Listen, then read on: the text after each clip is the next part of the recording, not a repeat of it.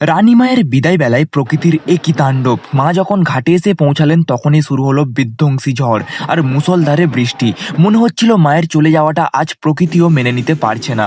এটা কি ঝড় বৃষ্টি নাকি মায়ের বিদায়ের কান্না? তো আজ সকালবেলা মামার বাড়িতে ডাবের জল খেতে খেতে আজকের ব্লগের শুরুটা করেছিলাম। অ্যাকচুয়ালি আমার মামার বাড়ির পাশের গ্রামে রানীমায়ের পুজো হচ্ছে, তাই আমরা সবাই এখন মামার বাড়িতেই আছি। তবে আজকের দিনটা কিন্তু একটু অন্যরকম। একদিকে যেমন রানীমায়ের বিসর্জন, আর অন্যদিকে আজ আমার লাইফের ফার্স্ট ভোট ছিল।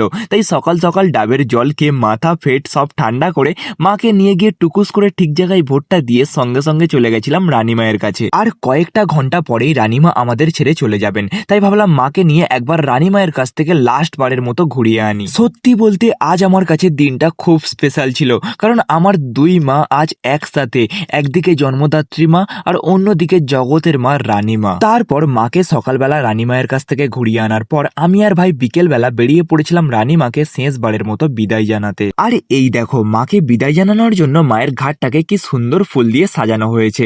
সেখানে আবার লেখা ছিল ঐতিহাসিক ঐতিহ্য। সত্যিই তো, আমাদের হরিণডাঙ্গার এই পুজো আর তার বিসর্জন তো শুধু একটা অনুষ্ঠান নয়, এই তো আমাদের প্রাণের টান, আমাদের গর্বের এক ঐতিহ্য। তারপর মায়ের ঘাট থেকে যখন মণ্ডপে গিয়ে দেখলাম মা সিংহাসন ছেড়ে বেরিয়ে পড়েছেন তার শেষ যাত্রায়, বিশ্বাস করো তখন বুকটা যেন নিমেষেই ভারী হয়ে গেল। আর মা যখন মণ্ডপ থেকে বেরিয়েছিল তখন আকাশ মোটামুটি ভালোই পরিষ্কার ছিল।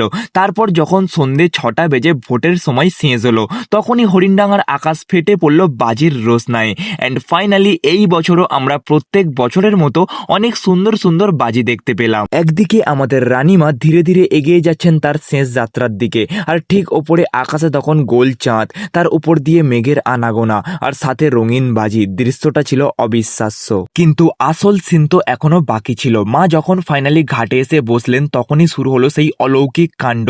হঠাৎ কোথা থেকে এক বিধ্বংসী ঝড় এসে সব ওলট পালট করে দিল। মুহূর্তের মধ্যে কারেন্ট চলে গেল, আর ঠিক তখনই নামলো মুষলধারে বৃষ্টি। বিশ্বাস করো, নিজের চোখে এই অলৌকিক দৃশ্য দেখে আমার সারা গায়ে কাঁটা দিয়ে উঠেছিল।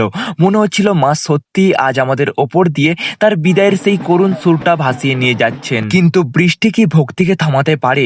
এক ফোঁটা জায়গা ছাড়লো না কেউ। বৃষ্টির মধ্যে ভিজে ভিজেই সবাই মাকে চিৎকার করে ডাকছিল। আর এই বৃষ্টির মধ্যেই মা যখন বিদায় নিলেন তখন মনে হলো আমাদের সবটা ফাঁকা করে দিয়ে মা চলে গেলেন।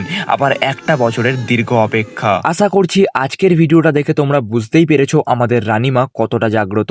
প্রকৃতির এই অলৌকিক রূপ আর মায়ের বিদায় বেলার এই দৃশ্যগুলো আমার মনে সারা জীবন থেকে যাবে। আর আমাদের রানীমায়ের আশীর্বাদ সবার ওপর থাকুক। আজকের মতো ভিডিওটা এখানেই শেষ করছি। দেখা হচ্ছে তোমাদের সাথে আবার পরের মিনি ব্লগে। Till then, by.